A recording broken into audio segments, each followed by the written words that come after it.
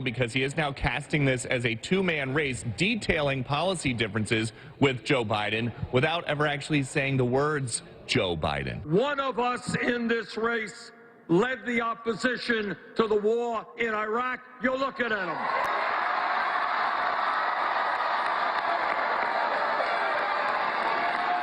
Another candidate voted for the war in Iraq.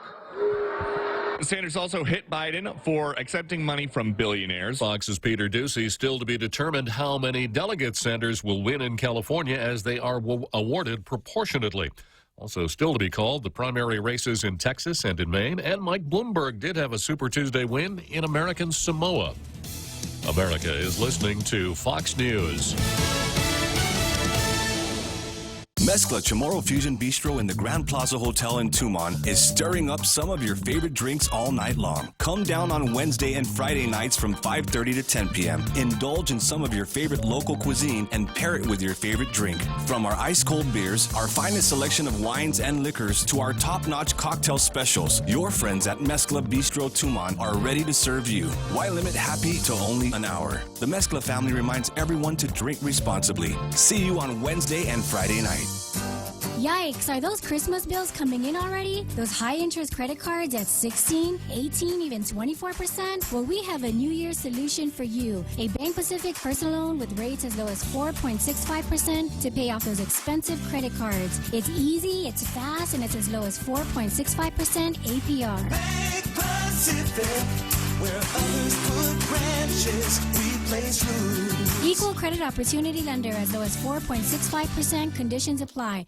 3 more patients have died in Washington state from the coronavirus. That makes 9 in the U.S. President Trump meeting with key federal health officials on Tuesday. President Trump, upon his return from a visit to the National Institutes of Health, praising the work done by the government concerning the response to the coronavirus. Also saying he's not concerned that some U.S. businesses have curtailed travel abroad. That's up to them. Hey, let them stay in the United States. If they don't travel, if they stay here, that's not a bad thing for us.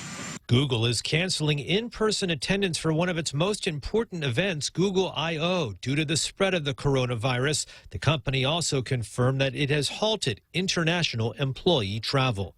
At the White House, John Decker, Fox News. The Federal Reserve Tuesday announcing its biggest interest rate cut in over a decade to try and fend off damage to the U.S. economy from factory shutdowns, travel restrictions, and other disruptions from the outbreak.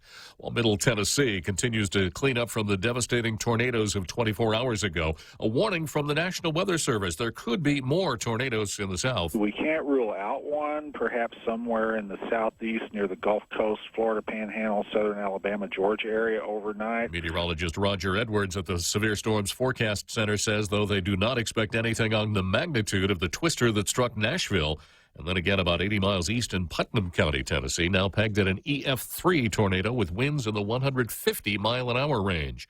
One bit of good news: the number of people killed by the Tennessee twister has dropped by 1. It's now 24. Another sanctuary showdown is brewing. Northampton County in eastern Pennsylvania issuing an order barring federal agents from making arrests at the county courthouse after a man was arrested Tuesday for immigration violations after his hearing on a drunk driving arrest. I'm Jack Callahan. This is Fox News. Howdy.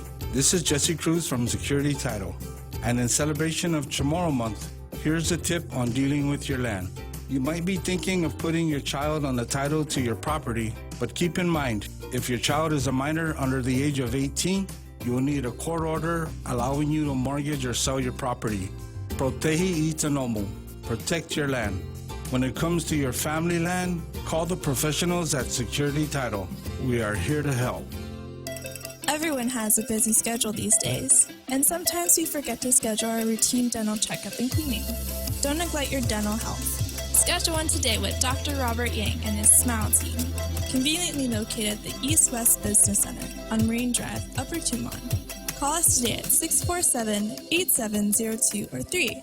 Again, that's 647-8702 or 647-8703. We make smiles happen. Mezcla Chamorro Fusion Bistro in the Grand Plaza Hotel in Tumon is now introducing an at-table all-you-can-eat breakfast menu from 7 a.m. to 11 a.m. every Saturday and 7 a.m. to 2 p.m. every Sunday. Enjoy some quality time with your friends and family with some of your favorite local cuisine, from their waffle, hotcakes, and French toast station to their eggs and omelet station and a variety of scrumptious desserts. Weekends at Mezcla Bistro in the Grand Plaza Hotel just got hotter. New year, new menu. Call 969-2652 for reservations. Some restrictions apply. Tall Tales with Bob Klitzkie is brought to you by Bank Pacific, banking on the Pacific for 65 years. Welcome to Tall Tales with Bob Klitzkie, the only show on talk radio where common sense is a lot more common. Phone lines are now open at 888-TALK. That's 888-8255. And now, The Point proudly brings you Tall Tales with Senator Bob Klitzkie. A well-regulated militia being necessary to the security of a free state, the right of the people to keep and bear arms shall not be infringed. If I've said that once, I've said it 1,000 times, and I'm going to keep on saying it. Second Amendment, United States Constitution, part of the Bill of Rights. One of the things that we live by here on Tall Tales. The real Joe Cruz and I are constitutionalists, right, real Joe Cruz? Yes, sir. Yeah. So we are interested in being a government that secures and protects the individual liberties and freedoms of its citizens, unlike the liberals who think that government's job is to make people's lives better in ways that only they can understand. So we start out with the Second Amendment of the United States Constitution, kind of giving you a tip-off as to where we're going to go with the program. I oftentimes have a little squib about the Second Amendment that I read here on the air, a little squib that tells you what it's about, who likes it, who doesn't like it, who's trying to take it away from us, who doesn't understand it, etc. And I have an article today entitled Bloomberg's Anti-Gun Elitism on Display at Town Hall. Bloomberg. I just got some of the late election returns, and Bloomberg, Michael Bloomberg, sometimes referred to as Shorty. Michael Bloomberg has done pretty well on Super Tuesday. He's beginning to build momentum. Yeah, the results are in. Michael Bloomberg carried American Samoa. Yeah. Wow. Uh-huh. Yeah, getting off to a start like that on Super Tuesday, there's just no telling how far he's going to go. I suspect his other targets will be the USVI, the Northern Marianas. I don't know if he'll ever get around to Guam or not. Of course, the way he spends money, he may very well have spent money advertising in American Samoa and not even known it. You know, a package deal that included the West Coast, Hawaii, and American Samoa. But here's a little example of the consistency of Michael Bloomberg. This is an article that I plucked from Bearing Arms, a website by Tom Knighton. After several months on the campaign trail, Michael Bloomberg was finally asked a tough question about his support for gun control. And the anti-gun billionaire's response was a perfect encapsulation of his arrogance and elitism when it comes to the Second Amendment rights of Americans. The question came during a Fox News town hall in Manassas, Virginia, where orange, quote, "Guns Save Lives" stickers from the Virginia Citizens Defense League could be seen on the shirts of many of those in attendance. Clark Chitty, that's Chitty, C-H-I-T-T-Y, Clark Chitty,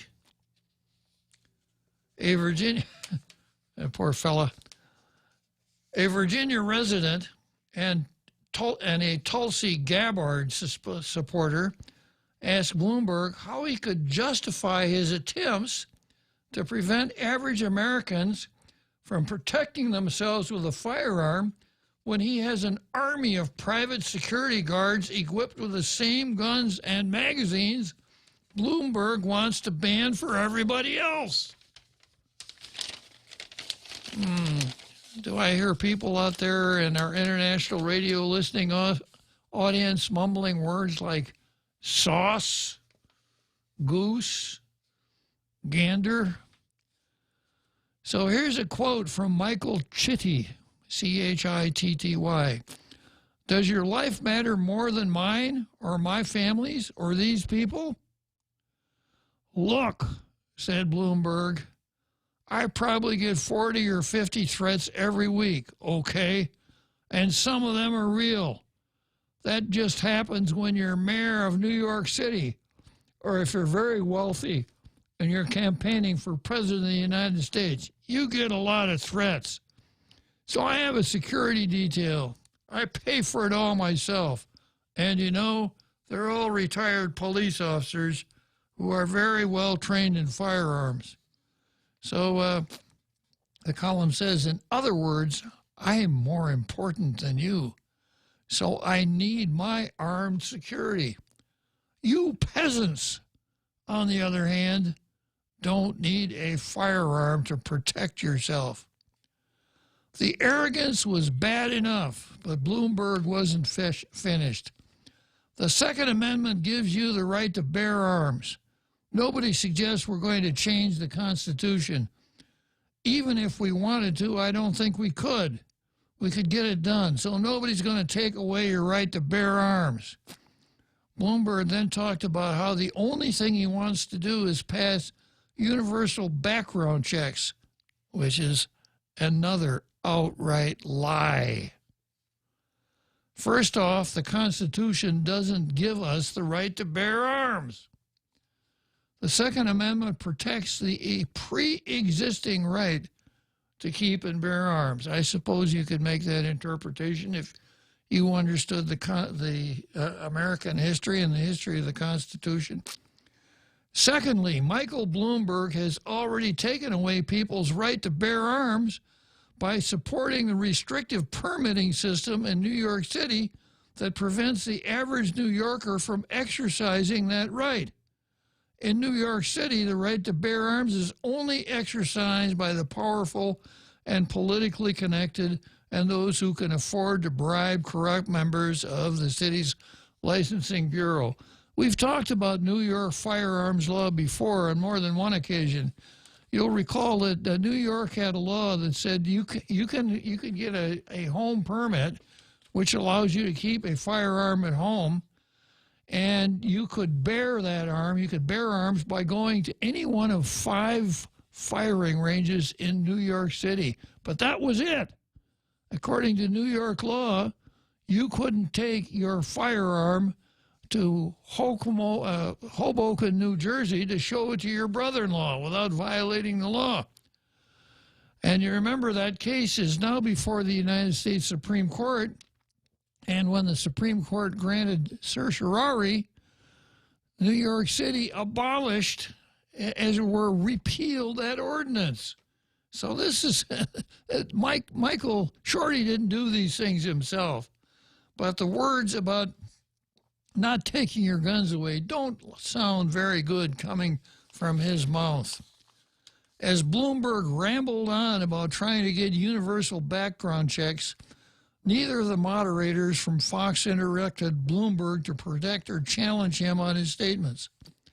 I don't expect Brett Baier or Martha McCallum to know the intricacies of New York gun laws, but Bloomberg's support for things like a national gun licensing system and a ban on so-called assault weapons is prominently displayed on his campaign website. It was incredibly disappointing that the moderators allowed Bloomberg to lie about his anti-gun agenda without any pushback at all. The truth is that despite what Bloomberg said during his town hall Monday night, he doesn't believe that you have a right to keep and bear arms. and he's done everything in his power to prevent as many Americans as possible from fully exercising their rights. If elected, he would continue to treat the Second Amendment as if it didn't exist at all, continuing to ensure that his wealthy and powerful buddies would protect themselves with armed guards, while the average American would be denied their ability to protect themselves and their loved ones.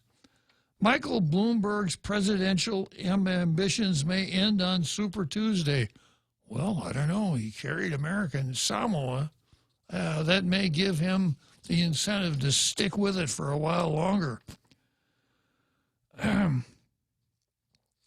He told the town hall audience that he believes he can win the nomination at a brokered convention, but his gun control efforts will continue on long after his presidential campaign fades. It's vitally important that gun owners and Second Amendment supporters do all they can this year to defeat Bloomberg, the candidate, as well as the candidates that Bloomberg, the anti-gun billionaire, will be backing this November. So here's a little insight here. That Bloomberg said, I'm going to sit out New Hampshire and Iowa. I'm going to win Super Tuesday. I'm going to spend billions of dollars to make sure that Donald Trump doesn't continue on as president of the United States. So here's a point that the column makes. In other words, Bloomberg is saying, I'm important, more important than you. So I need my armed security. You peasants, on the other hand, don't need a firearm to protect yourself. Well, if you study the art of campaigning for elective office, you would understand that one of the things that people look for when they're evaluating a campaign is what's called the common touch. Does this guy understand things the way I understand them? Doesn't necessarily agree with me, but he at least understands things the way I understand them. And in some respects, he's kind of like me. He doesn't expect special treatment. He expects to be treated as well as everybody else. The common touch. Well, it doesn't look like Bloomberg had the common touch. Now, maybe he's more in touch with Samoa than he is with the American public, explaining why he did so well in that key jurisdiction on Super Tuesday. Well, Michael Bloomberg, it probably couldn't have happened to a nicer guy than you.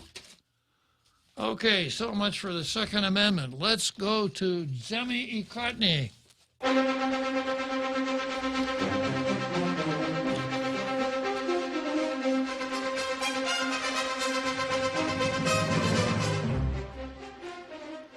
Okay, there are two daily newspapers here, each of which has something that it advertises as an editorial page. One of them actually runs local editorials on a daily basis.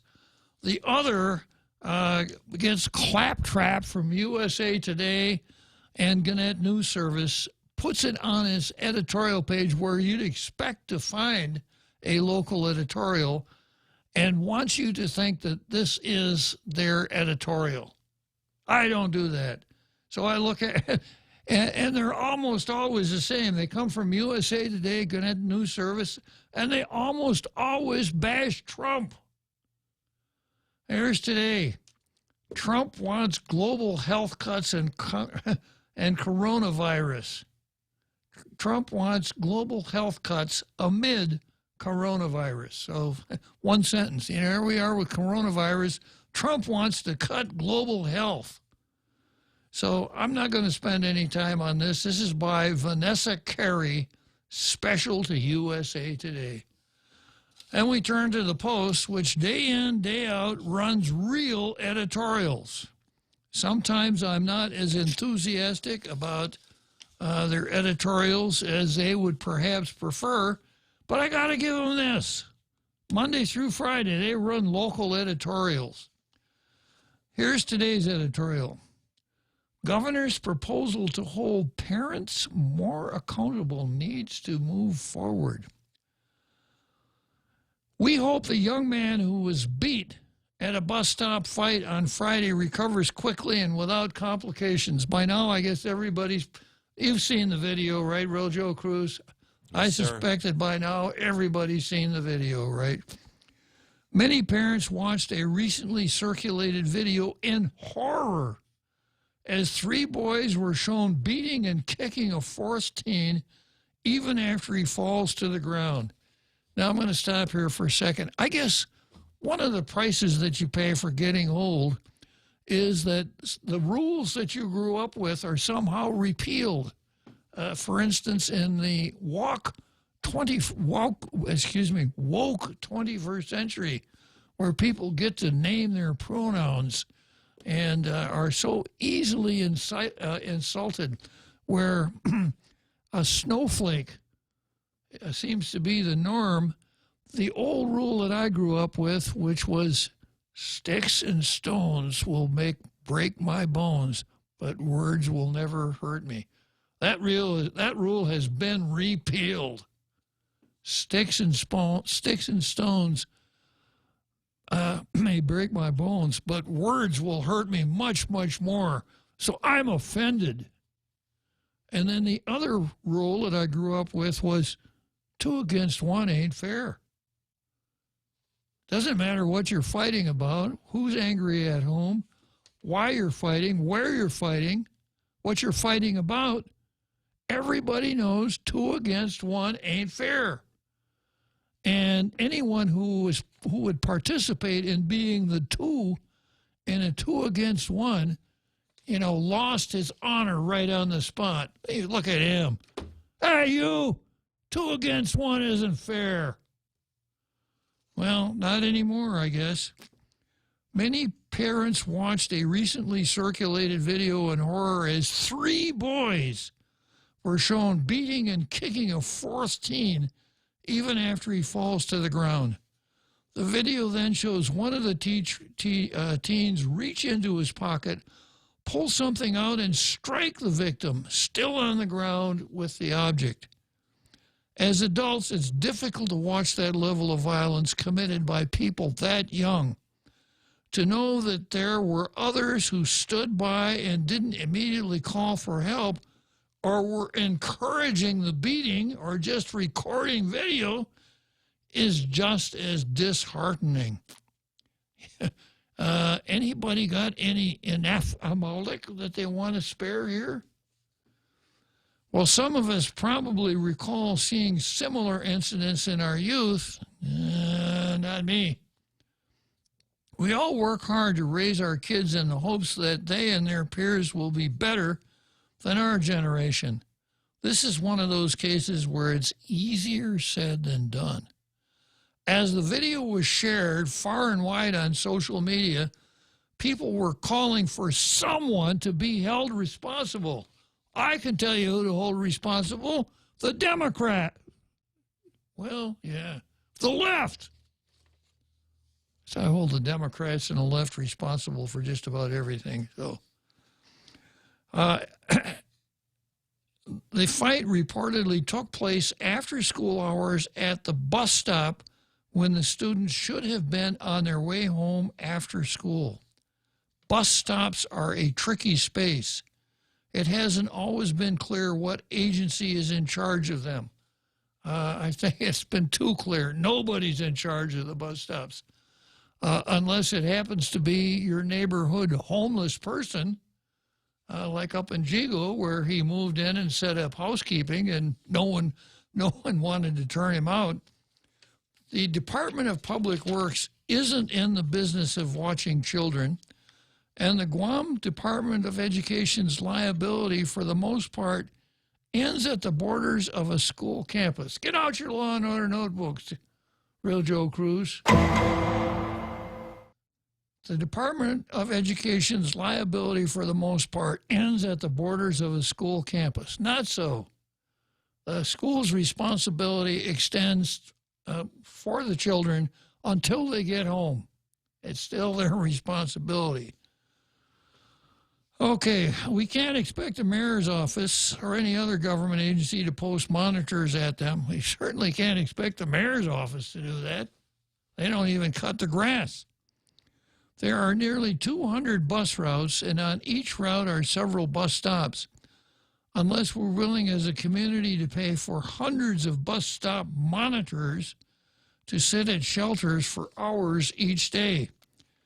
Each of those children have parents and guardians, however. You know, that would seem to pass without objection. Each of those children have parents and guardians, however. I'm not so sure that that's true. I'm not so sure that it follows that every 17-year-old on this island has parents. Well, let me back up. Everybody, I'm going to say something that's really politically incorrect here. So if you want to plug your ears, when it comes to parents, everybody on this island has parents. Everybody has two parents, a mother and a father. Whoa, whoa. Boy, there's a mouthful, right? Yeah. But what I meant was, I'm not so sure that every 17-year-old lives with people who are his parents. I have a suspicion that there are 17-year-olds that don't even live in the same dwelling, I didn't say house, in the same dwelling as an adult. But I don't know. This is just my speculation. But the editorial says, each of those children have parents and guardians, and as many people on social media have noted, the parents of those teens should at very least be called on to address their children's violent behavior. Others said those parents should be held accountable for the actions of their children and the harm they caused. Governor Leon Guerrero proposed earlier this year that parents of minor children be held liable in a criminal case for their children's behavior. Still got the Law and Order notebooks handy there. I don't know if that's possible to hold little Johnny's mother and father liable for little Johnny's mischief. I think that might be a legal bridge too far. I'm going to put my thinking cap on, however, and see what I could come up with. I could see a situation where when little Johnny is called into court, his parents answer with subpoenas and are put through some sort of a judicial ringer in the process. But to hold them criminally responsible for their children, that's a big order. So I got a break coming up, and I got another Joe coming up. So I'm going to go to the break first, and then the real Joe Cruz has opened the Another Joe line already. Cocoa Coffee Company is now available at Circle K. Single origin coffee beans carefully sourced and locally roasted to give you the freshest cup of coffee Guam has to offer. Grab a cup that's brewed every 30 minutes or purchase a bag of the locally roasted whole beans. Flavors now serving: light medium roasted Ethiopia and medium dark roasted Jamaican Blue Mountain. Exclusively available at Circle K.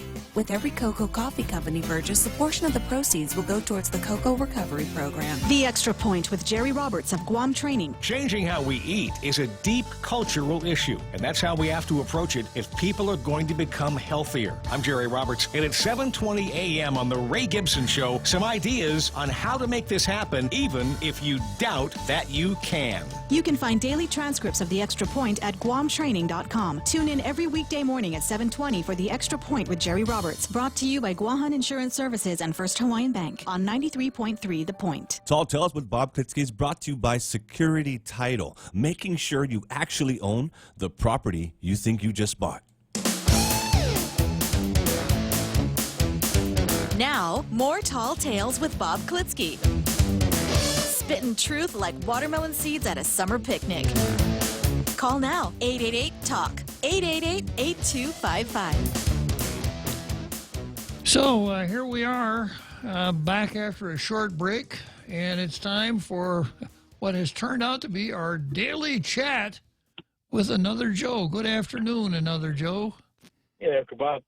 So it used to be back in the 70s and early 80s, everyone was so eager to learn cases of like killing, murder. Why would people do such a thing? And they went to do a study, and so we can't have a capital punishment. I think that's what they call it, right? The death penalty, because we need to understand why they would do that, and we need to study them. You don't hear that so much anymore. I think they figured out that well, it's wrong, and they probably figured out which part of the brain already they figure is responsible for the malfunction in these different cases. So now it's just a matter of maybe political alliances, mostly from maybe the liberal side, is we need to be more superior morally or ethically, something to that effect. So in different in the same way, Christians would say, yeah, we need to be, Christian and be you forgiving, right? Turn the cheek. But to some extent, the Christians, I'm not so sure I'm on the same page with these liberals. I'm not sure that they want to be forgiving as much as they just want support for their political alliances. But anyway, back to the actual individuals, I would say, Bob, that the individuals have to, at some point in time, they have to be responsible for their own actions. It doesn't bother me if you want to study. In this case, these are minors. If you want to study why these minors did what they did, it doesn't bother me. You can get some reporters to go over and ask them, interview them if they wanted to. What's starting to bother me, Bob, is when you don't attempt to paint a picture it's privacy. You can't ask or you can't do anything because it's privacy. Well, I don't know. What can we do that we can afford it? Eventually, it was going to cost us a lot of money if what we're going to do is warehouse all these young men for not being able to function in society. I think it's going to cost a pretty penny, Bob, eventually. So, at some point we have to adapt and say, we don't need to worry about privacy as much as figure out how can we help these young men to turn their life around and not end up making a huge mistake which affects them for the rest of their life. What do you think? Does any of that sound reasonable, Bob? Well, I'm kind of a hard-nosed when it comes to kind of activity like these kids engaged in. I don't see turning their lives around is something that's really on the top of my list. I want to see them punished. Sure, but at the very least, ask them what they thought was going through their head when they thought that this would be appropriate or accepted, or whether they just didn't care at that point whether it was appropriate or accepted, and then punish them if they are willing to use words in that sense. Maybe they can get a little bit more consideration as opposed to I don't care, sort of attitude, hardened attitude. Because you're right. They should be made an example of. I don't know if does this sound politically incorrect to go about be made an example of, because I don't know any other way to emphasize to these young men. You better not do this. Is it no longer appropriate? Is it politically inappropriate to make an example of these young men? Yeah, I think that's appropriate to make an example of these kids. And going back to your question about, asking them what they did, I'm going to take a minute to put on my sociologist hat here, my conservative sociologist hat, okay? Okay, all right. And the editorial says, well, we need to hold the parents accountable here. And going back, say, to the 1950s, when I was in high school, parents were accountable for their children, and you didn't need any laws to hold corporal punishment, right? No, you didn't need any laws to hold parents accountable, because if that Klitzkie kid did something that was inappropriate, everybody knew about it. And somebody would be bound to say, "Hey, John, what the heck is wrong with Bob? What kind of a kid have you got there?" Or the girls talking, or the women talking over the back fence. "Ruth, I hate to say this, but what Bob did the other day was really bad. I know he wasn't raised that way. What are you going to do about that?" Now, this is just a hypothetical example, of course. I'm not talking about anything that actually happened. This is just hypothetical, right? But that's the way it was, because and I made the point at the beginning of this part of the program that, you know, the fact that somebody's 17 years old doesn't necessarily mean that he has parents, that he lives with parents, that he lives with people who give a darn what he does one way or another. And I suspect that there are 17-year-olds that don't even live with another adult. So we started out, or at least in my vision of the world, started out, kids lived in two-parent families, and the parents took responsibility for their kids. They wanted to be proud of their kids. When their kids stepped out of line, you didn't need to call the cops. The parents would take care of it. And the schools were right in there working with the parents, not working against the parents the way it happens nowadays. If anyone had mentioned what Child Protective Services does now, back in those days, people say, "What do you need that for?" So you had kids raised by two-parent families. You had kids that more often, even I went to church. Kids went to church, and the kids said the Pledge of Allegiance at school, and they were proud of their country, and they knew that they belonged to a particular town that was part of a county, that was part of a state, that was part of a nation. And the same thing was true here. When I first arrived here in the early 60s, that's kind of the way it was. It ain't that way anymore. And guess who's paying for it? We're all paying for it, right? Yeah. You know, the 60s, you know, when it came to marriage, you know, who cares about some old wrinkled up piece of paper? If it feels good, do it. Let it all hang out. You know, we don't need all of this stuff. And here we are. And now we got 3 kids beating up another kid on their way home from school. We've got other kids cheering them on. And then the Francis Ford Coppola of the younger generation filming the whole thing. I suppose he's probably going to want to copyright it and start his career with it.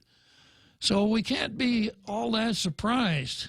If there's any validity to my thesis, the hardest part is going to be, how do we turn it around? How do we get it back to the point where kids are living with a mother and a father? Well, you got my attention earlier. You said, who has responsibility? Is this something that the school, the Board of Education needs to take a look at? Or are they going to say, "Oh, it's out of our school grounds"? We're still in the school grounds, right? Well, the school is responsible for the kids from school to home.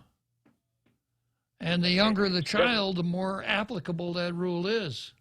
So definitely the Board of Education needs to weigh in on this and see if they have any new or interesting ideas. Then, all right, Uncle Bob, thanks a lot for your time. Anytime, another Joe.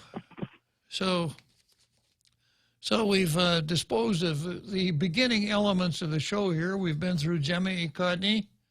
I've dissed the Daily News editorial. It isn't their best shot, but I'm going to give the blue star today to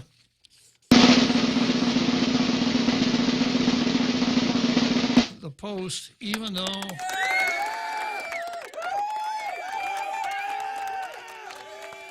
I think they're theoretically wrong in a couple of places, that the schools are not responsible for the kids at bus stops, and it would be possible to criminalize the behavior of a negligent parent. But to the Post credit, they spoke on an issue that is topical. It's on everybody's mind. It's an important issue, and perhaps it will stimulate the thought process of responsible people in the community. And let's see. Yeah, well, I got our Carl, of course, and Louie. Yeah, okay, that'll be a good call. Good afternoon, our Carl. Hey, good afternoon, Bob. Yeah, I'd just like to share a couple of thoughts by our favorite economist and social philosopher, Thomas Sowell, on the breakdown of the family and what happens when that happens. I like to cite what happened in the United States starting in the 60s, especially notable among Black American families and the devastation that the welfare state caused. But the exact same thing happened in England. I'll read this brief quote from Sowell. It says, "England set the standard for self-control. And when you have self-control, you don't need a lot of government control. In London in 1954, there were a total of 12 armed robberies in the city of London that year, at a time when anybody could buy a shotgun with no questions asked. Fast forward a couple of decades, and there are over 1,400 robberies in London, despite some of the most strict gun controls in the world." And this is from one of Thomas Sowell's opinion pieces. And then I'd like to contrast what happened in two separate blackouts in New York City. One happened in November 1965. And during that blackout, an overnight blackout, the city was completely blacked out. Crime actually went down. Several years later, July 1977, another overnight blackout, widespread looting and arson. And then Sowell commented, "The first line of defense is morality. The law is a statement of what the principles are.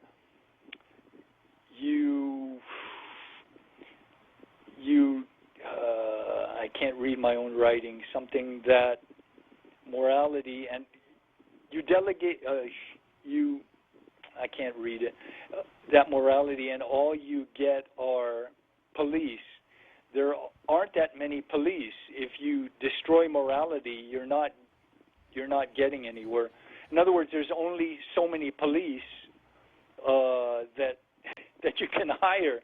And at some point, when there's a complete breakdown of the family and morality, you're going to run out of police. There's just not going to be enough police. It's in a situation in some parts of New York City and other failing inner cities within major cities where police refuse to go there. And in some cases, the residents don't want them there because they feel that they're being oppressed by the police showing up and helping to try to contain the violence and the crime. The citizens that are law-abiding do want the police there because they want law and order maintained. But anyway, I just wanted to toss in those few comments by Thomas Sowell. He always has something very wise to say.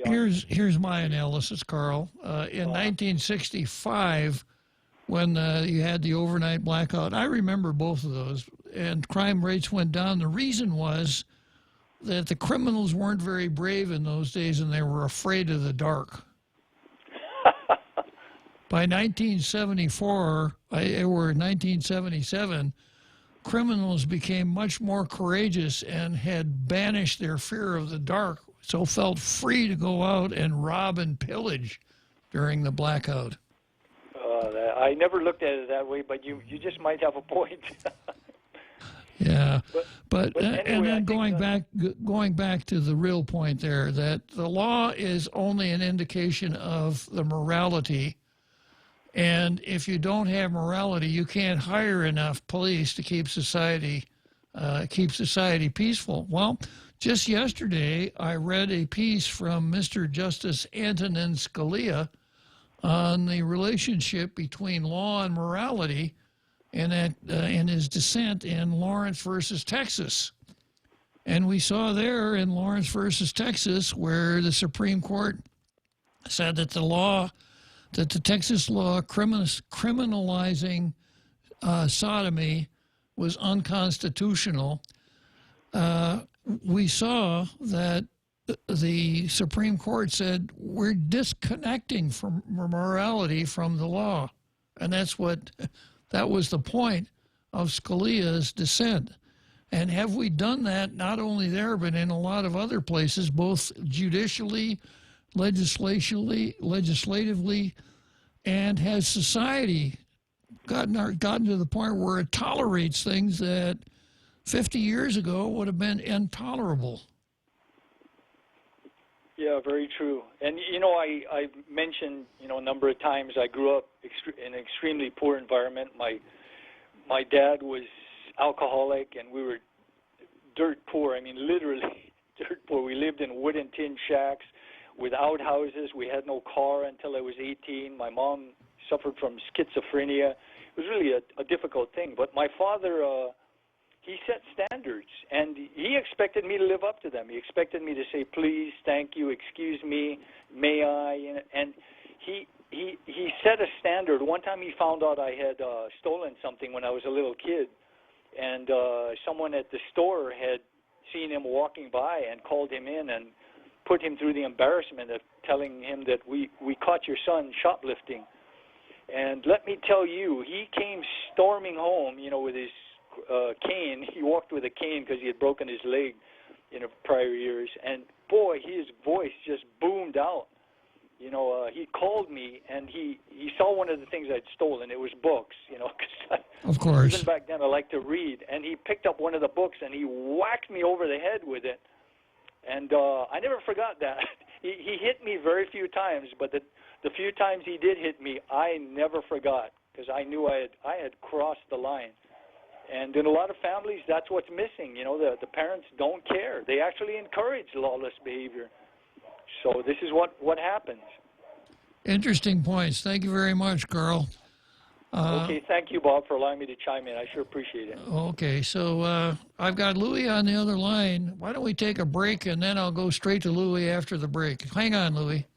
If you own a Toyota, please listen to this. It could help you avoid injury, maybe save your life. The Takata airbags installed in certain Toyotas can explode and shoot out sharp metal fragments at people inside the vehicle. You don't need to be in a collision. They could explode any time. In the U.S., these airbags have caused 26 deaths. There's been a worldwide recall of Takata airbags, and most have had the faulty parts replaced. But here in Guam, there are still over 3,000 Toyotas on the road with potentially lethal airbags, and yours could be one of them. So please, take your Toyota to Atkins Grow, even if you didn't buy it from us, and get the inflator replaced. It costs you nothing, takes just about an hour, and it could save a life, yours or someone you love. The AK song says we're here for life. That's never been more true. At Atkins Grow, we're here for life. Tall Tales with Bob Klitzkie is brought to you by Bank Pacific, banking on the Pacific for 65 years.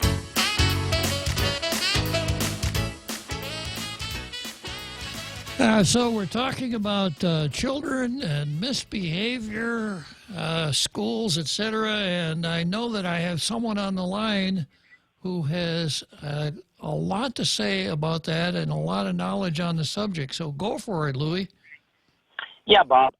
Thank you. Found the discussion at the beginning regarding responsibility for the kids' behaviors, Board of Education, parents, jurisdiction, how far does it go physically beyond the school. Interesting, because there's one person or group of people I didn't hear mentioned in terms of having some responsibility.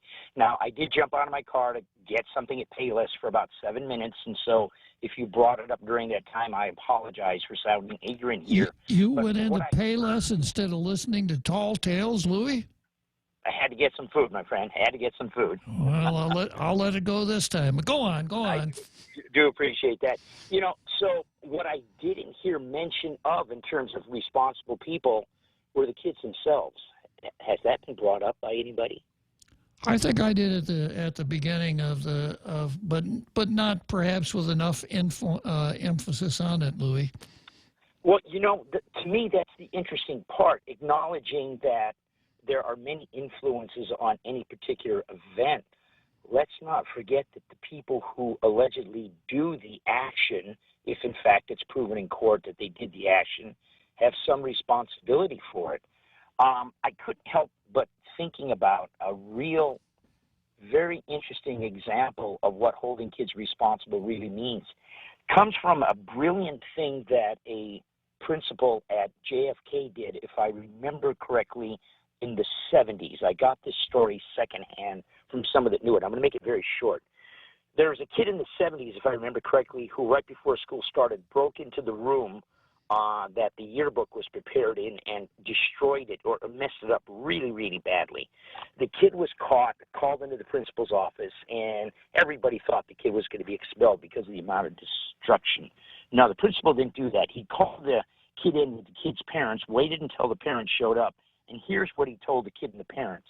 He says, look, given that we've proven that you were the one that did the damage to the room, I'm going to announce to the entire student body of JFK this afternoon that you are now in charge of getting this year's yearbook produced. Dad, I suggest you might want to talk to your kid about how he's going to get the resources to fix that room, because before today is over, the over 2,000 students, faculty, and support staff of this school will know whether or not we have a yearbook this year is totally the responsibility of your kid. That's a pretty interesting approach, yeah. My understanding is that year they had a damn good yearbook produced. I think it's obvious. It was done for a number of reasons, one of which is I think the kid was afraid of what would happen to him if a good yearbook wasn't produced that year, given that the entire student body knew he's the one that messed up the room. Very interesting. I think that that's what modern folks would call restorative justice. Absolutely. And so if, in fact, it's determined by legal process that the 3 kids on the video were the ones that actually assaulted the kid in some non-self-defense situation, they should be held responsible for their actions in a way that involves restorative justice as best as that's humanly possible. Sure, we can talk about parents and the Board of Education, Public Works, and everything like that, but let's not let the kids themselves off the hook. Yeah, I agree. I said at the beginning when I was talking with another Joe, he wanted to find out what the kids were thinking, et cetera, and I said I want to lock them up and throw the key away. Just a kind of a shorthand rendition of saying I want to hold the kids responsible. So there's something to be said. And also another word comes in here now that is very unpopular nowadays, shame. When the other kids found out what the miscreant had done at JFK, he was ashamed. And he wanted to do something to save himself from that sense of shame, I suspect.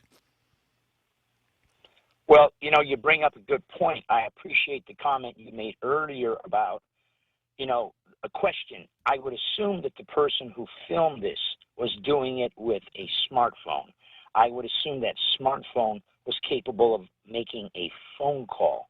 So to me, a secondary issue here is why the person who was filming it was not calling the police for assistance and instead filming the thing. Yeah, I agree. And I understand that there were some kids that were just standing around cheering.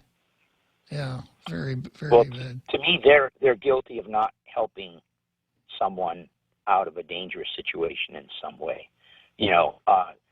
It's interesting how the Catholic Mass at the beginning in the act of repentance makes reference to not just the sins that we did by commission, but the sins that we did by omission. Forgive me for the things I did or failed to do. Now, regardless of whether someone is Catholic or Christian, I think there's a real morality, good psychology lesson to be learned from that prayer in terms of the responsibility we have for ourselves and, by extension, everybody around us. I agree, Louis. But, in this postmodern era that we live in, to talk in terms of morality and discuss such things is almost forbidden, because you have to be judgmental in order to do that. And you're not supposed to be judgmental. You're supposed to take everyone as he is. Everyone is important, etc. And you can't criticize any behavior nowadays. I suspect that that JFK principal, if he were here today and tried to do the same thing, I wouldn't be surprised if he got fired, because one, he violated the misbehaving student's privacy, and two, he subjected him to involuntary servitude. I'm overstating a little bit, but well, I think so. I've got no problem with making judgments if they're founded on, basis of law, basis of established morality, which is somewhat debatable, acknowledged. But the idea that we're not supposed to be judgmental implies a judgment. And so people are arguing against their own argument. Good point, Louis. Hey, you have a good afternoon, Bob. Yeah, really glad you called. Thanks, Louis. Great call, Louis. Okay, so we got about 2 minutes before the big halftime show coming up. And I haven't told you what's on the card for today. Let's see what I have. I have, of course, I've got Tall Tales versus the Burn. Burn is kind of getting burned here on Super Tuesday, isn't he? Yeah. Yep, he's getting burned alive. Yeah, and the other candidate who's been biding his time up until now is finally coming into his own. So I've got Tall Tales versus the Burn. I've got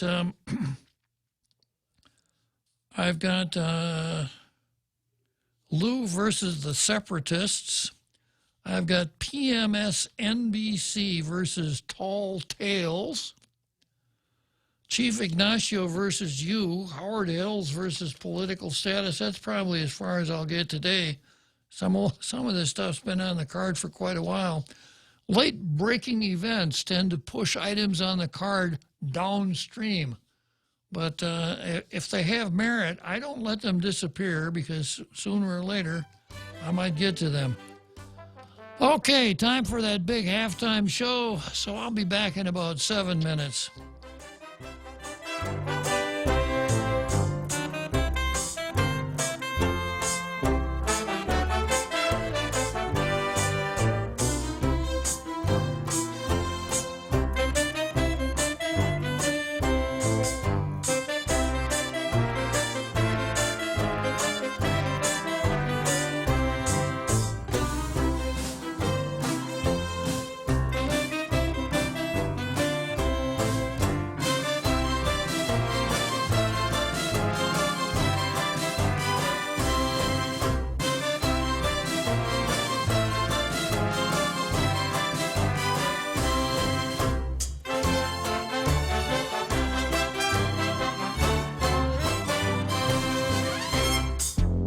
The Point is KUSG, Hagåtña, Guam, 93.3 FM and 104.3 HD3. A Super Tuesday split. I'm Jack Callahan, Fox News. Senator Bernie Sanders winning the biggest prize, taking the Democrat primary in California, plus Colorado and Utah, and his home state, where he told supporters, Vermont, from the bottom of our hearts, thank you all very much. Let's go on to the White House. Thank you. Still unknown how many delegates Senator Sanders will claim in California, as those are awarded proportionately. And this just in, the results from the Texas Democrat primary shows Joe Biden winning the Texas primary, taking Super Tuesday's second biggest prize. That gives him win in at least 9 states. He told an election night rally in Los Angeles to ignore the pundits who declared his campaign was dead. And make no mistake about it, this campaign will send Donald Trump packing. One state yet to be called in Maine. No surprises on the Republican side of Super Tuesday. The president was no stranger to 90+% majorities in the contests that were held on Super Tuesday. Only former Massachusetts Governor Bill Weld mounted any sort of challenge, but none of much significance. The path is quite clear for a chance at re-election.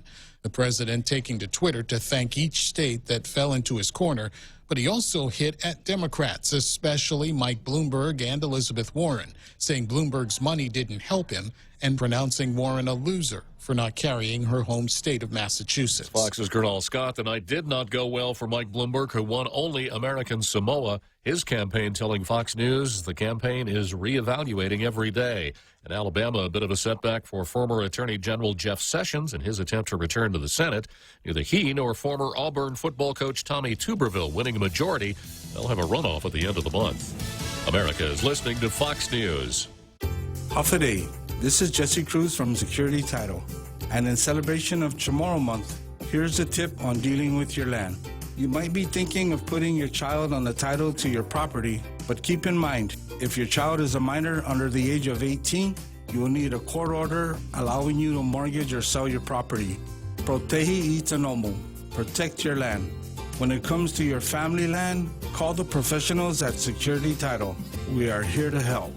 Mezcla Chamorro Fusion Bistro in the Grand Plaza Hotel in Tumon is now introducing an at-table all-you-can-eat breakfast menu from 7 a.m. to 11 a.m. every Saturday and 7 a.m. to 2 p.m. every Sunday. Enjoy some quality time with your friends and family with some of your favorite local cuisine, from their waffle, hotcakes, and French toast station to their eggs and omelet station and a variety of scrumptious desserts. Weekends at Mezcla Bistro in the Grand Plaza Hotel just got hotter. New year, new menu. Call 969-2652 for reservations. Some restrictions apply. State of emergency in Tennessee after tornadoes early Tuesday left at least 24 people dead. Cleanup continues in Tennessee after yesterday's deadly tornadoes spawned from storms that stretched from Alabama into Pennsylvania. One of the tornadoes left damage across a 10-mile stretch of Nashville, while another left dozens injured and homes destroyed in Putnam County, Tennessee. Many people use social media to send positive thoughts to those affected, including celebrities like Dolly Parton. We are all with you and hope that your family's okay and your property is going to be able to get mended pretty soon, get your lights back on, but just wanted you to know you're being thought of. President Trump is scheduled to visit the disaster area on Friday. Tanya J. Powers, Fox News. 3 more people have died in the state of Washington from the coronavirus. We've also seen the first reports from Rhode Island, Florida, Georgia, New Hampshire, and New York State. We expect to continue to find more cases. These will probably result from a mixture of instances of travel-related, contact-related, and community-associated cases where we don't immediately know where people became exposed. That's Dr. Nancy Messonnier at the Centers for Disease Control, who says, in fact, the source of the infection is still being investigated for 27 of the coronavirus cases in the U.S.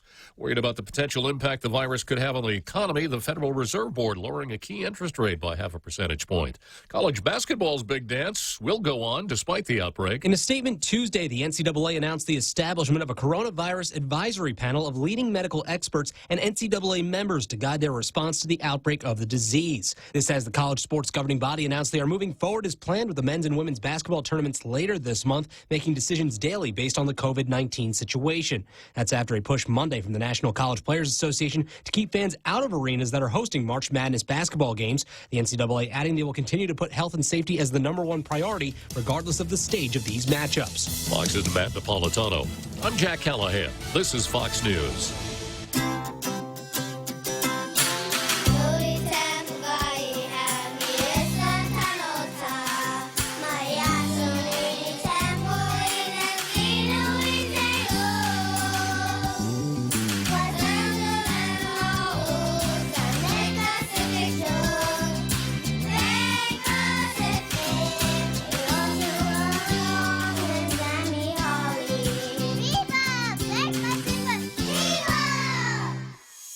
GRMC's cardiology department treats most complex heart problems. In our catheterization lab, cardiologists use imaging equipment to treat clogged arteries that can cause heart attacks or heart failure. We perform balloon angioplasty, stenting, and other life-saving cardiac procedures. If you suffer from a heart condition, have your provider refer you to GRMC's cardiology clinic at 645-5500. GRMC, where patients are partners. Tall Tales with Bob Klitzkie is brought to you by Bank Pacific, banking on the Pacific for 65 years.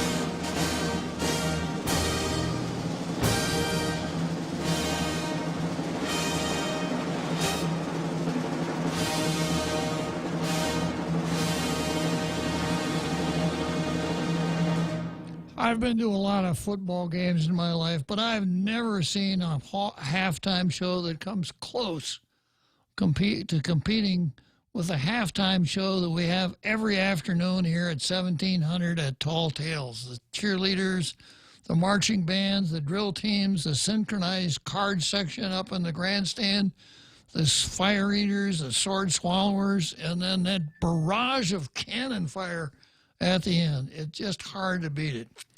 So here we are, the second half of Tall Tales, and when I read the card, I omitted a couple of important items here. I've got the first item on the card is actually a takeoff of Governor Leon Guerrero, the other Governor Leon Guerrero, versus Raging Lee and Titano. And by the way, I noticed that we've got somebody here posting on Facebook that knows how to spell. Really? Yeah, Pam Duvall knows how to spell Titano. Well, that happens to be the title of our show today. It is. Tall Tales. You're right. Yeah, I didn't notice that. It is. It's Tall Tales. Okay. I figured it was that important, sir. Yeah, it's a very good composition there, no, for sure. Okay, and then we've got, so we've got that, and then we've got Lou versus the Separatists, PMSNBC versus Tall Tales, Chief Ignacio versus you. Let's see how it goes here. But first of all, we start out with 14 questions for the burn. Bernie Sanders is a serious contender for the 2020 Democrat presidential nomination. Arguably the front runner. Well, that was before today. Time to ask him a few serious questions. So Charles Lane of the Washington Post, the good old WAPO, had 14 questions. I'm now up to question number 10. I really liked yesterday's question number 9. Should physician-assisted suicide, now legal in 9 states, be covered by Medicare for all? That goes back to what Louie and I were talking about, the times in which we live, the kind of nonsense that passes for acceptable thought, an acceptable thought process in the public sphere. Should physician-assisted suicide, which is now legal in 9 states, be covered by Medicare for all? Well, of course. You know, Medicare, it's about health care. Okay, here's number 10. Question for the burn. You have supported the right of health care providers, such as nurses, to strike. You have also said that everyone has a human right. Now, there's a term for you, a human right to receive health care. Isn't that a contradiction? If all of the nurses in a hospital went on strike, what would happen to that human right? And of course, the answer here is in the word human. You know, human rights. Anytime you hear the word human rights, hang on to your wallet. Because if you parse it a little bit, we spent some time a couple of weeks ago talking about animals and whether or not animals have rights. And the rule for Tall Tales purposes is no, animals don't have rights. Only people have rights. And to say that animals have rights is only a diminution of the dignity of human beings. So only humans have rights. So why would you want to talk in terms of human rights? The word human is kind of a nonsense addition to a word that you know the meaning of already. So we know what rights are. We know where to look for them in our system of government. We look for them in our Bill of Rights. We know what the source of rights are. But when you come across words like human rights, then you let the Bernies of the world say, yeah, healthcare is a human right. So I've got a member of the Tall Tales think tank, the medical department of the Tall Tales think tank, online right now, who wants to chime in here. Go for it, Vince. I thank you, sir. Just wanted to give you a quick update on the coronavirus pandemic preparedness. I don't know what the heck they called it today. Unless that you've already gotten the update, members of the American Medical Center representing the private sector and ourselves participated with a whole host of great people from the government to try to make sure the people of Guam are protected against pandemic disease. And I guess the gist of it is that the effort today was impressive in terms of the number of bodies that are concerned and have shown up today. But we are very disappointed that the plan seems to be starting from 2008 and only this afternoon, at least in regards to how medical transport from our clinic is going to occur to a facility yet to be determined. In other words, a quarantine facility that doesn't contaminate GMH or GRMC or the Naval Hospital. As of this moment in time, it's still unsure as to where the patient will be taken in order not to hurt anybody else. So a lot of uncertainties, a lot of big questions that remain unanswered as of this afternoon, and I would give the grade, unfortunately, on this whole exercise a D, since for the past 6 weeks it's been known that we really do need answers to this situation, which is not an if but a when. And so right now there is no clear-cut instruction as to where to take a coronavirus patient from American Medical Center Clinic, and so that patient's going to probably wind up at the GMH ER, which is a terrible idea, even though they do have isolation facilities. But, you know, again, we're trying not to contaminate our only civilian public hospital, and GRMC has their own problems. So this is the state of the island as we have it today, but a lot of people working really hard this afternoon to address still those outstanding issues. I hope by tomorrow's Thursday, the tabletop exercise, which is going to be a simulated drill to where we're going to maybe get the answer as to an alternative site. Some people are saying the University of Guam Field House, the skilled nursing unit. Those plans have not been hardened. There's no real clear. Apparently, they're still going to be asking people, you know, hey, can we use your field house, or hey, can we take everybody out of SNU and use that? And I don't think that's not good enough. We should have been further along by now. And so the people of Guam today, especially the smartest listeners here on the point, should probably be asking pointed questions to their leaders and demanding answers, because if you say we're coronavirus ready, if you say we're open for business and that Guam is going to be a safe place to live, then you better have better answers than they demonstrated today. Well, that's very good. Thank you very much for that report. And you were at the meeting this afternoon, correct? No. I was on duty and shift taking care of potential coronavirus type patients and symptoms. But Dr. Hua Nguyen, the president of the American Medical Center, along with a team of our lead clinical nurses, were there. We just finished our debriefing regarding that. There was many other things discussed. The airport's issues were discussed. I believe the fact that the patient that is a suspect in Palau actually passed through the airport was discussed. What to do with any dead bodies if they are found to be live with the coronavirus was discussed. There's been a multitude of issues that were discussed, and we're just giving you the summary report. There hopefully will be others calling in with more specifics, particularly the Fire Chief Stone, because it looked like the fire department was demanded to do a lot of things that they felt like maybe they shouldn't have had to do by themselves. So there was, I think, some pushback regarding all the responsibilities that the fire department was expected to do by public health in this 2008 plan. Again, it's an old plan. It should have been better thought out before today, but it is what it is. And so we'll stay tuned till tomorrow. Hopefully there'll be some better solutions. Very good, Vince. I really appreciate your calling up and sharing this information with us. You're very welcome. Have a great day. Okay, Vince. Thank you. Bye-bye. Dr. Vince Akimoto bringing us up to date on the preparations, quote unquote, for the onset of coronavirus. And as Vince says, it's not if coronavirus hits, it's when. We'll have a case. We don't have one now, but just as sure as God made little green apples, we're going to have a case of coronavirus.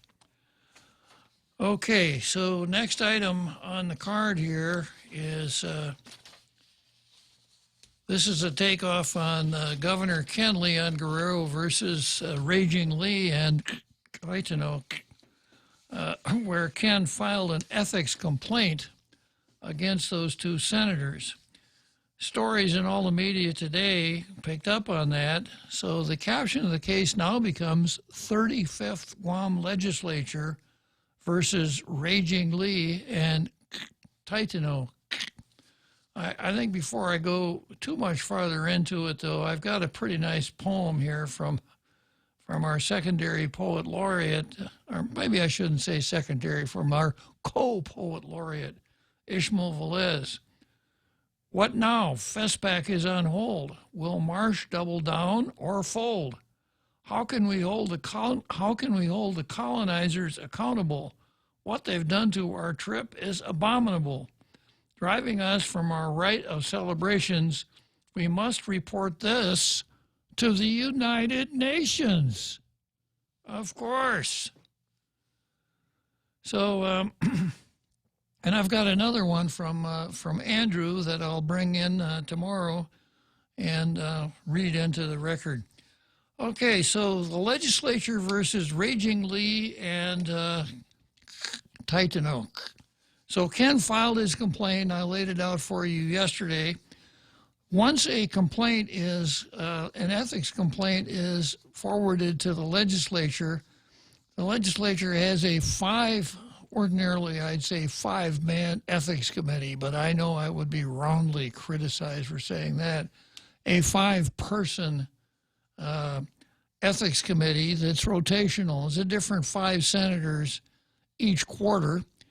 There is minority representation on that ethics panel, and if it should be that an ethics complaint addresses one of the members of the panel, they would be replaced by another senator.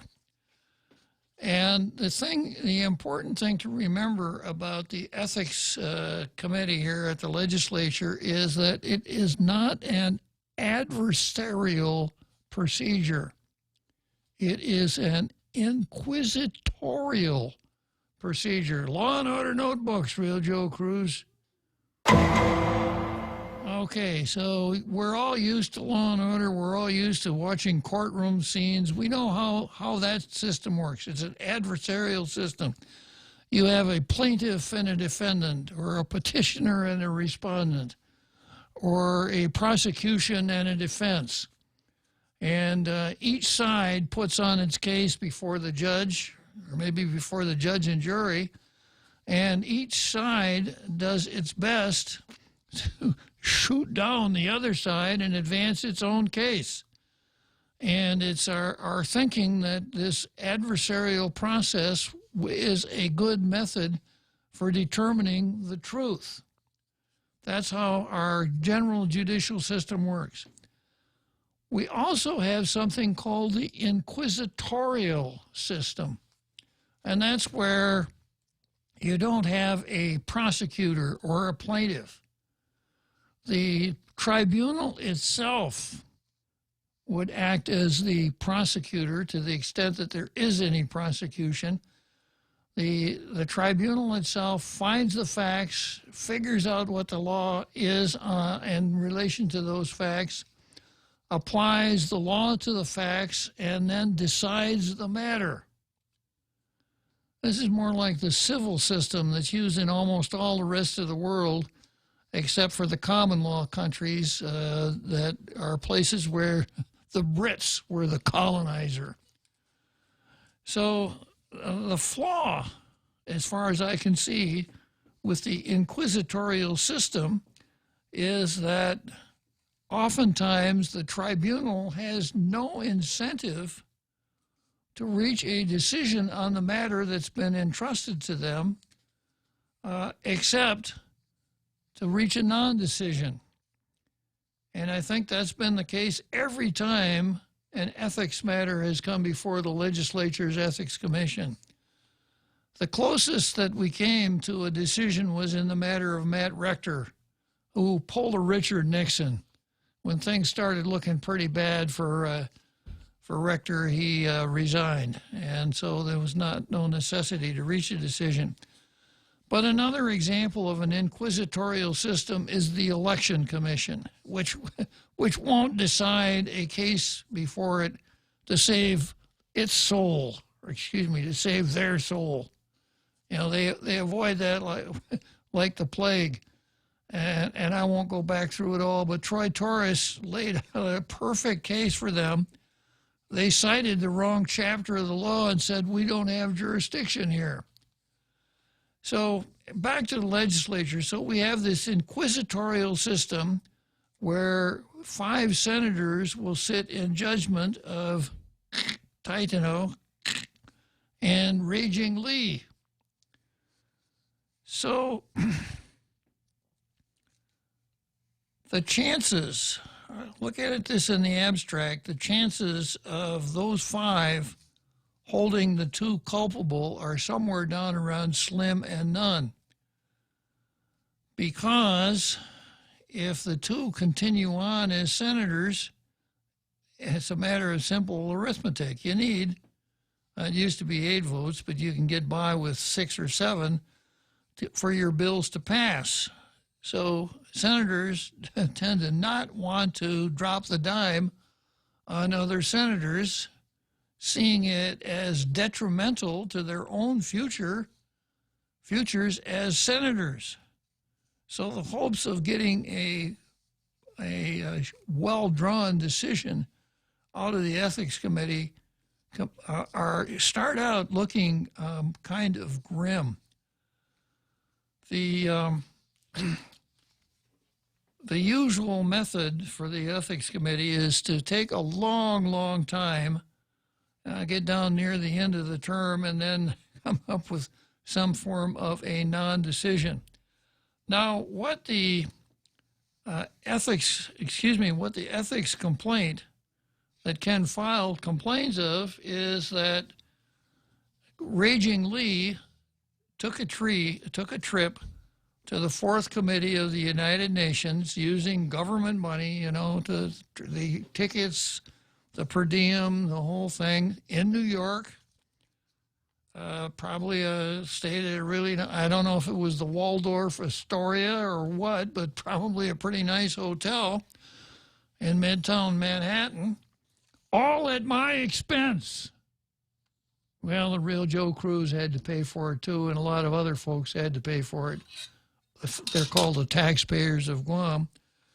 And Ken points out that the rule laid out in the budget law says that senators can travel to various kinds of organizations of which Guam is a member. And Ken says he doesn't think that Guam is a member of the United Nations. And I think Ken's right on that. So, one element of his case, I think, is self-evident. Guam is not a member of the United Nations. The United States is a member of the United Nations, but Guam isn't. So Guam is not a member of the United Nations. Why did Raging Lee take a government-paid-for trip back there? And the same thing goes for Titano. Now, according to the news reports, she didn't go herself. She sent, how is it phrased here?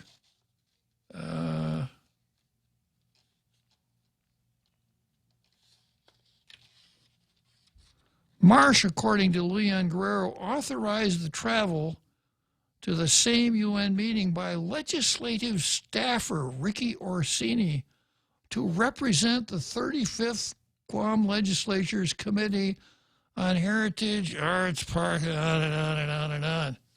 Now, how does an employee represent a legislative committee?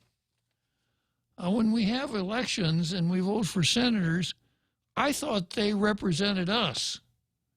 I didn't know that the senator could subdelegate.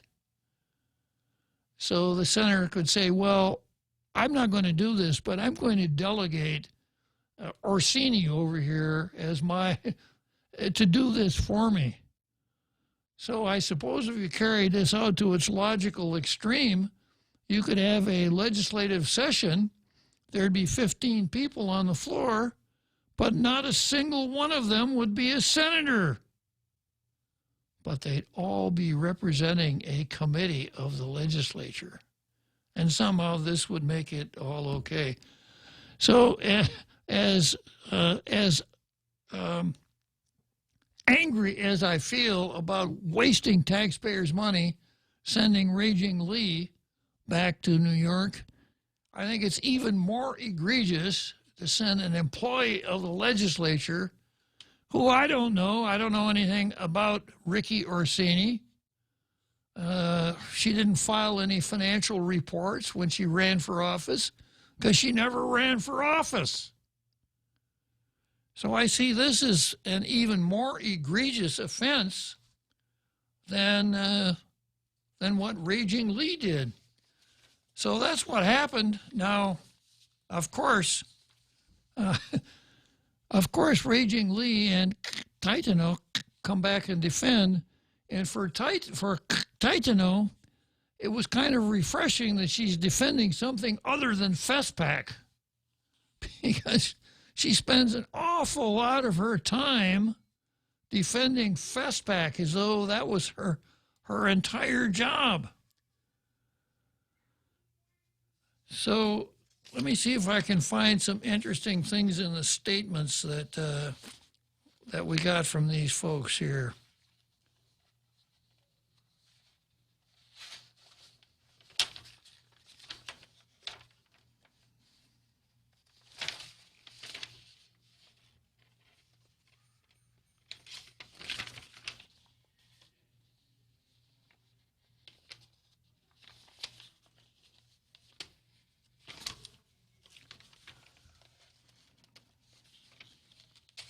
Here's from the Post.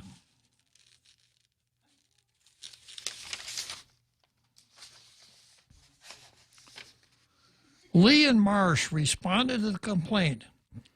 No, they responded to the Post. They haven't, there is a procedure before the Ethics Committee of the legislature where they'd be given the opportunity to respond. But, of course, we can't talk about that stuff. You want to know why, Real Joe Cruz?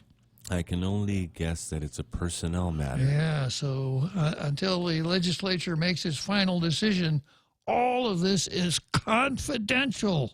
Nice. Closed doors, yeah. Okay, so here's according to the Post, Lee said she was confident any legal or ethical review would show the use of local funds was appropriate. She also noted that the travel laws were in place when former Senator Fernando Esteves legally and ethically traveled to the UN in 2018 to testify about Guam. So the subtitle of this item here on the complaint on the card is the canonization of Francisco Esteves. The canonization of Francisco Esteves. So if you are looking for ethical rectitude, compliance with the laws, a high sense of ethics, and everything you look for in a senator, go to the record of Senator Francisco Esteves, because apparently he is the standard by which all others are judged. Okay, time for the seventh inning stretch. After the seventh inning stretch, I'll come back to Fernando.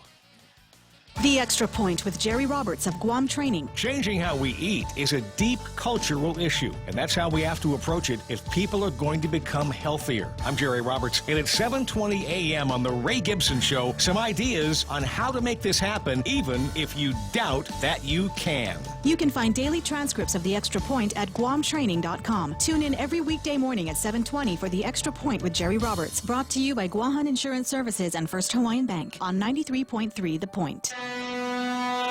Here at APL, our expertise and extensive network can help you grow your business and reach out to more markets. As a responsible carrier, APL is also committed to a sustainable future, whether it's protecting the environment or investing our efforts in giving back to the community.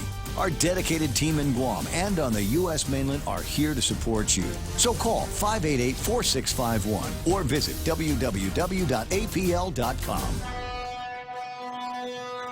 Tall Tales with Bob Klitzkie is brought to you by Mezcla. Mezcla has all your favorites this Lent season. Try their fresh tacos, fresh fish tacos, crispy fish burger, spicy garlic butter shrimp, or lobster pasta at a great price. Available daily for lunch and dinner. Visit Mezcla in Agatna and now in Tumon at the Grand Plaza Hotel. For reservations, please call 969-2652.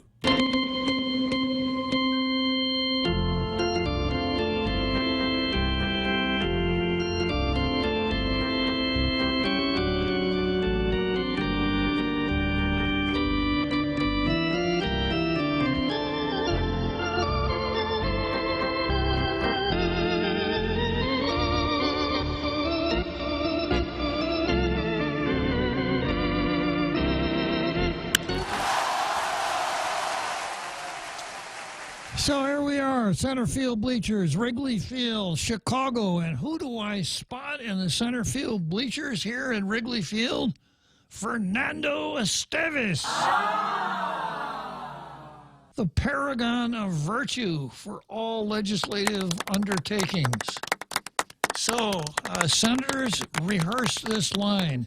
If anyone accuses you of an ethical violation, this is all you need say.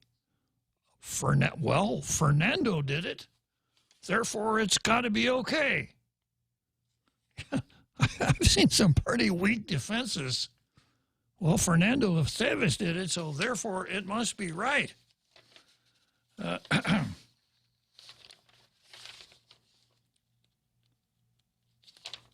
Going back to this statement here. Then we have the decolonization of the island continues to be an issue all leaders are duty-bound to address on the local, regional, and world stages, Lee stated. Now, I'd really like to see her bibliography on that one. Decolonization of the island continues to be an issue all leaders are duty-bound. Now, what would the source of that duty be? I don't know. I didn't want that. Yeah. I didn't ask for that. She says she says that she is duty-bound to do it. Yeah. I'm not co-signing on that, sir. Well, boy, I don't know. We got to check with Fernando Estevez on that one. What happens when the real Joe Cruz and Fernando Estevez don't agree on something, right? Duty-bound. Well, as far as duty-bound and the legislature, if you stop and, I have this nasty habit of looking at words and then figuring out what the word means, and having done so, figuring out what a person is trying to say or what a document means or whatever. But a duty, as far as I know, the only duty that senators have is the one that's included in the oath of office that every one of them took when they signed up. And they're duty-bound to support the Constitution of the United States, the laws of the United States applicable to Guam, and the laws of Guam. That's the only thing that I know of that they're duty-bound to do. Now, if they're duty-bound to do something else, then it's something that's escaped my attention. I guess I should have spent more time with Fernando Esteves. Maybe there are hadiths or fatwas that come from Fernando Esteves that establish other duties. Now, let's see what Ken thinks about. Ken, do you think that senators are duty-bound to address the decolonization of the island on the local, regional, and world stages? Absolutely not. Why? I don't know, That's Ken. why I filed that ethics complaint. So what do you think the duties of a senator are? Well, the first duty is to represent the people of Guam. And, you know, you don't represent the people of Guam in Brussels or in the United Nations. You know, and you take care of the problems that the people of Guam are facing.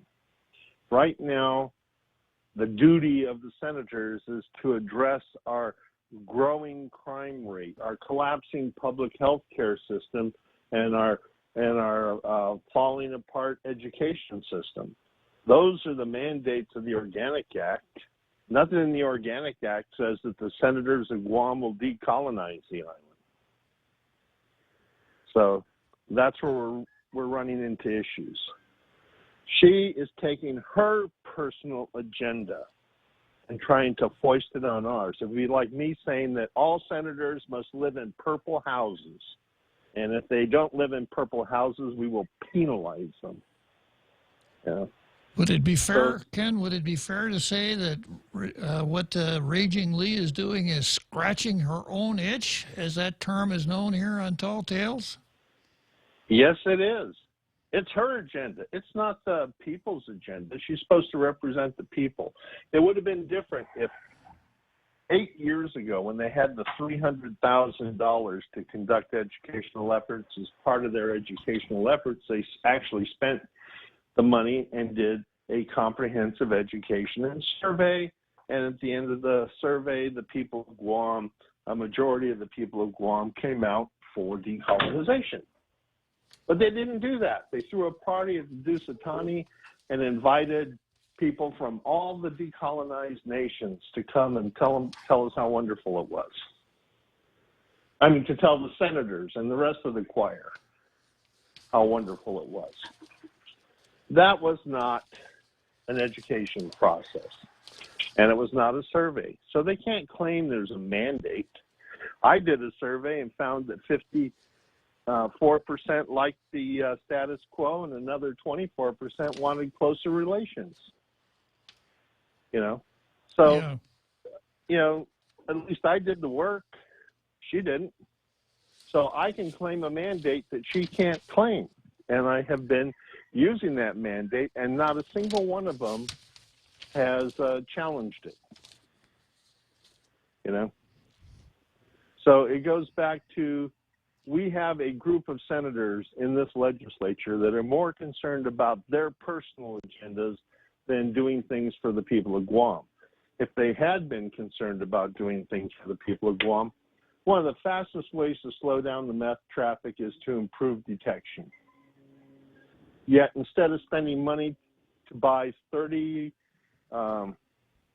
drug-sniffing dogs, and the reason I point that out is that look at how many government of Guam facilities we've arrested people for dealing meth out of the government facility. Remember, they shut down Northern Healthcare a couple of months ago when they found packets of meth on the floor. We had a security guard at DPW selling meth out of the security shack, and Homeland Security was importing meth. Would those things happen if there were random drug searches? Because when I had an office on base, we were subject to unannounced drug inspections by dogs. What do you think the chances are anybody in those offices was trying to deal drugs out of their office? But instead of spending the money for that, they want to send people to FESPAC. Now that FESPAC is shut down, they'll try to use the money for a FESPAC type event is my next guess. You know, we'll get together they'll send a delegation to Hawaii to sit in on their planning or something like that. But that is not a mandate of the people. BestPac isn't even a mandate of the people. So that's why I battle with them, because they keep coming up with this line that it's not, it's not taxes. It's money that's mandated to the Council of the Arts. Well, that money comes from a tax cut. We gave Guam Regional a tax cut, millions and millions of dollars in tax breaks, and in return, they send a couple $100,000 a year to Kaha. What a deal. It's like 20 to 1 or 30 to 1. But that is tax money. That money comes from the tax break. And the statute said that it couldn't be used for travel up until it was amended by, as I recall, Senator Marsh within the last year. Yeah, she did. And what the funny part is, I've been trying to meet with her to amend the decolonization laws to fix them, to include the status quo. And since October, she has refused to return my phone calls or emails or meet with me on trying to fix the law to include a status quo task force.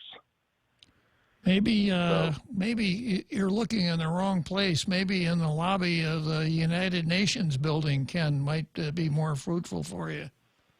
Nah, because I want to deal with reality. I don't want to follow those senators into fantasy land, because the reality is, and it goes to treaty, the treaty that gave the United States possession of Guam states that the future and status of Guam will be determined by the U.S. Congress.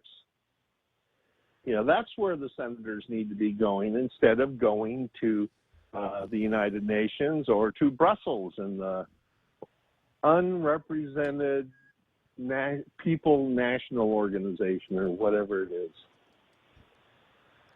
So as long as our senators are taking care of their agendas, they're ignoring ours. I mean, look at this current session.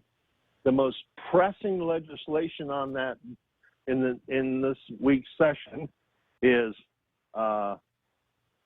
changing the mandatory board meetings for the Guam Seal from monthly to biannually, and giving the University of Guam authority to enter into loans and long-term leases without the supervision of the legislature. Both of those things with the university worry me. But really, the how to staff and how to signify which products are worthy of the Guam Seal takes an act of law. It reminds me of the 32nd when they passed the law to buy 40 walkie-talkies. Ken, on the Guam Seal angle? Yeah. Culture. We don't want to see that Guam Seal on anything that isn't part of the culture. Now, I've used the word, so I win the argument, right? Yeah, the C word. The first person that says culture can pick up the chips, the game's over. Yeah, but the thing that is, and when you read her statement, it is just, she stabs herself in the back. She doesn't need any help, since her visit to the UN included a meeting with the ambassador from the Federated States of Micronesia. To the best of my knowledge, Guam isn't part of the Federated States of Micronesia. So even though she met with the Federated States of Micronesia at the UN, she still went to the UN using taxpayer dollars. Her statement is so nice that I'm going to have so much fun with it. But I could sum up her defenses. She got about 3 defenses. One, Fernando Esteves did it, so obviously it's okay. 2, we've been doing it for a long time. 3, everybody else has done it. 4, it's about decolonization. Therefore, once again, you use that C word and everything else becomes unimportant. So she's got some really strong defenses there, right? Well, my opposition to her defenses is if everybody shoves a bean up their nose, are you going to shove a bean up your nose too? In her case, she probably would. Very possible. Well, Ken, you are once again to be commended for bringing this issue forward to the attention of the public. So much of what has happened has gone under the radar because there hasn't been a Ken Leon Guerrero to shine a bright light on it. So keep that flashlight handy and keep it shining, Ken. I will. Thanks a lot. Thanks for the time, Judge. Thanks for calling. Okay, so we're getting close to the home stretch here. I've got another Joe on the line, and it's just about time for a break, right, Real Joe Cruz? So Yes, sir. Another Joe, we're going to take a break, and then we'll come back to you. Wow, nice smile. So perfect and all. Thanks. I owe it all to Dr. Robert Yang and his smile team. They do wonders for a healthy, happy mouth. Got teeth? Don't wait until they hurt. Schedule your routine checkup and cleaning with Dr. Yang and his smile team. Suite 119 in the East West Business Center, Upper Tumon. Call 647-8702 or 3. The best thing that happened to teeth since toothpaste. Dr. Yang and his smile team. They make smiles happen. If you own a Toyota, please listen to this. It could help you avoid injury, maybe save your life. The Takata airbags installed in certain Toyotas can explode and shoot out sharp metal fragments at people inside the vehicle. You don't need to be in a collision. They could explode any time. In the U.S., these airbags have caused 26 deaths. There's been a worldwide recall of Takata airbags, and most have had the faulty parts replaced. But here in Guam, there are still over 3,000 Toyotas on the road with potentially lethal airbags, and yours could be one of them. So please, take your Toyota to Atkins Grow, even if you didn't buy it from us, and get the inflator replaced. It costs you nothing, it takes just about an hour, and it could save a life, yours or someone you love. The AK song says we're here for life. That's never been more true. At Atkins Grow, we're here. Tall Tales with Bob Klitzkie is brought to you by Bank Pacific, banking on the Pacific for 65 years.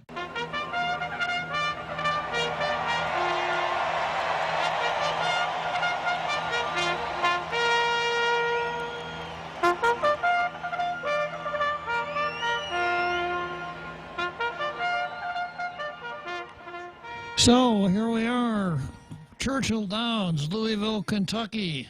The home stretch. It means I've got about 10 minutes more until the end of another exciting, educational, elucidating episode of Tall Tales. Been peeking at Facebook out of the corner of my eye here. Ishmael comes along and says that, and tells Ken to relax. He says, relax, Ken Leon Guerrero. The money is no longer going to be used for FESPAC.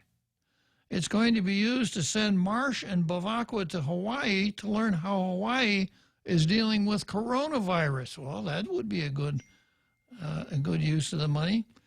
And then Jesse Lemtiaco comes along and says, when did Ken become the spokesperson for the people of Guam? I know I never asked or gave him permission to represent my family and me. Well, I'm going to put you on the spot here, Jesse. I'm going to put you on the spot. When it comes to speaking for the people of Guam, that's my job. I speak for the people of Guam from this lofty perch here called Tall Tales. Now, I hope you're not going to tell me that you and your family never gave me permission to speak for you. I don't know. If you can handle the embarrassment, I guess you could take a shot at it, but I certainly don't advise it. Okay, so we've got another Joe on the line here.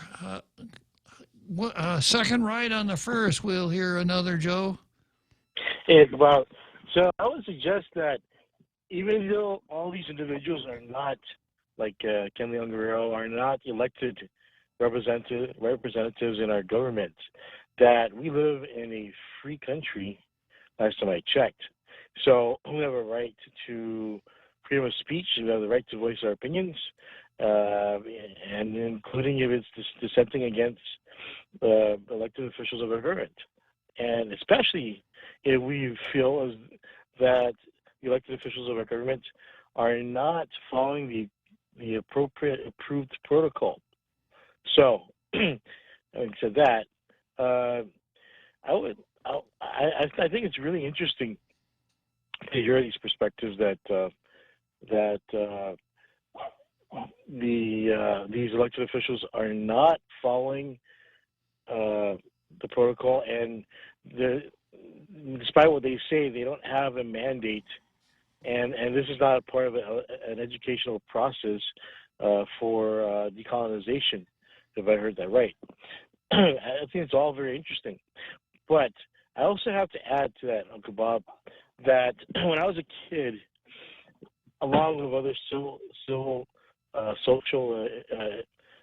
issues or studies, right, there's actual historical accounts of, for example, the Trail of Tears.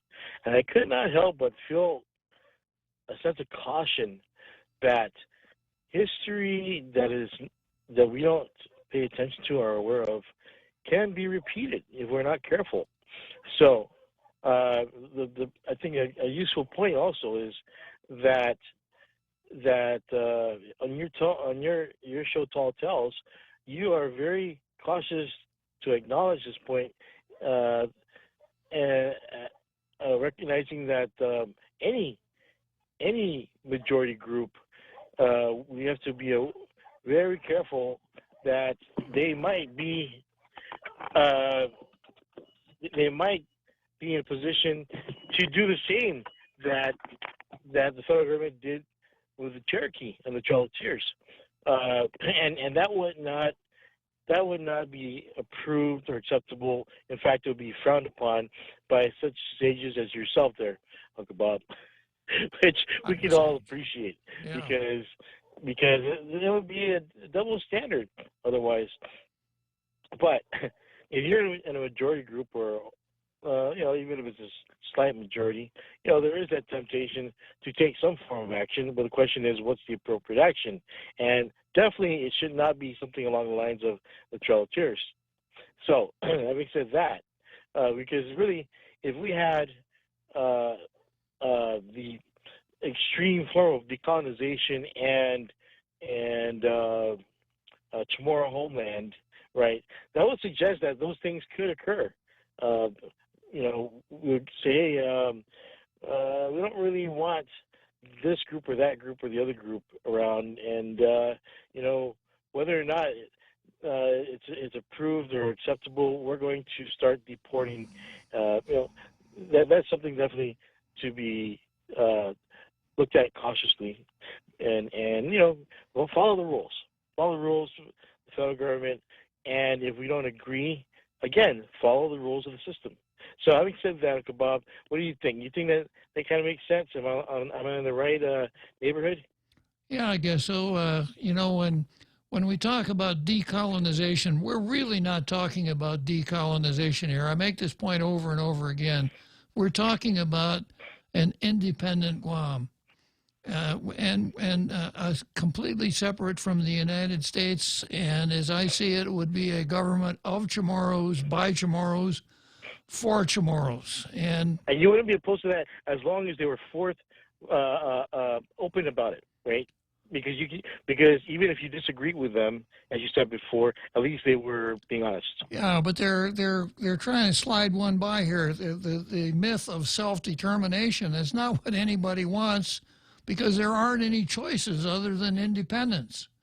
And all of the rhetoric, all of the hate America, all of the gaslighting of American history, all of the neo-Marxist techniques that what we see here to make us doubt the things that we thought once upon a time we were sure of, are all pointed towards one thing: an independent Guam. I don't want to live in an independent Guam. I said the other day when we were talking about homophobia, I'm not afraid of homosexuals. And I don't know if I'm afraid of an independent Guam, but if you look at history, and you mentioned, I guess it's Santayana that said those who do not understand the lessons of history are bound to repeat them.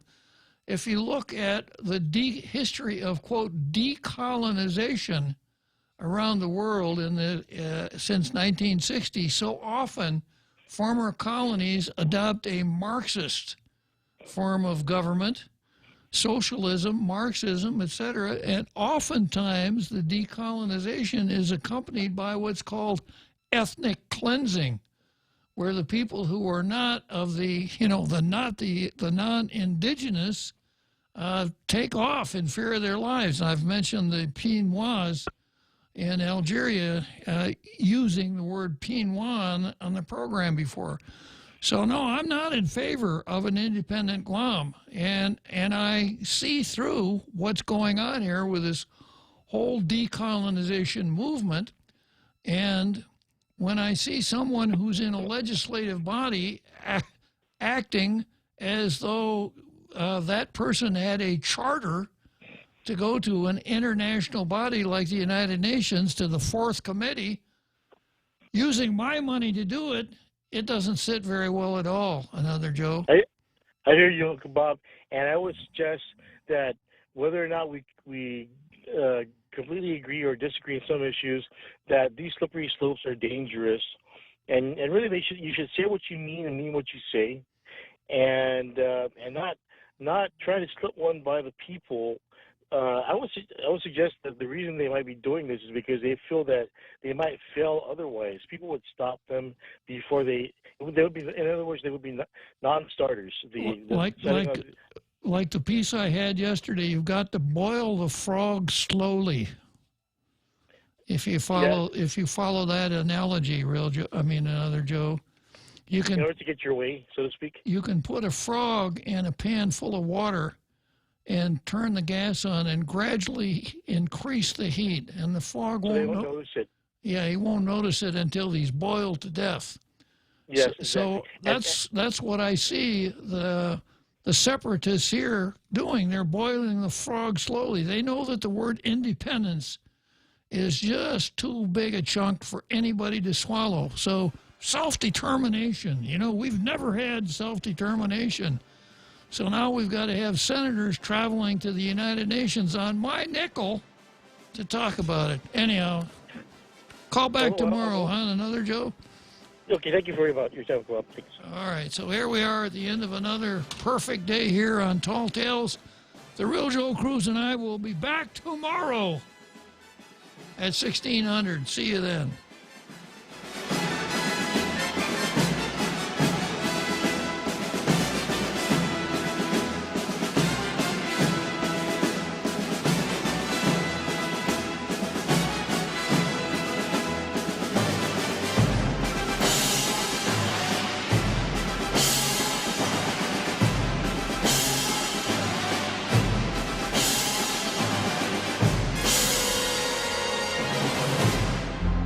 The Point is KUSG, Hagåtña, Guam, 93.3 FM and 104.3 HD3.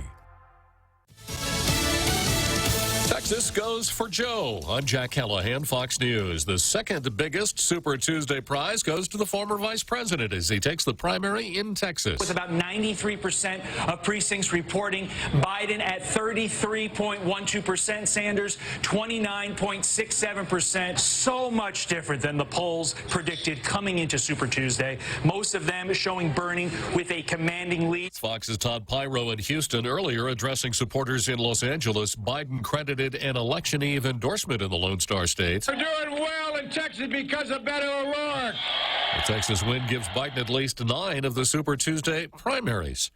For Vermont Senator Bernie Sanders winning the biggest of the Super Tuesday primaries in California, plus Colorado, Utah, and Vermont. Senator Sanders telling supporters in his home state, I tell you with absolute confidence, we are going to win the Democratic nomination.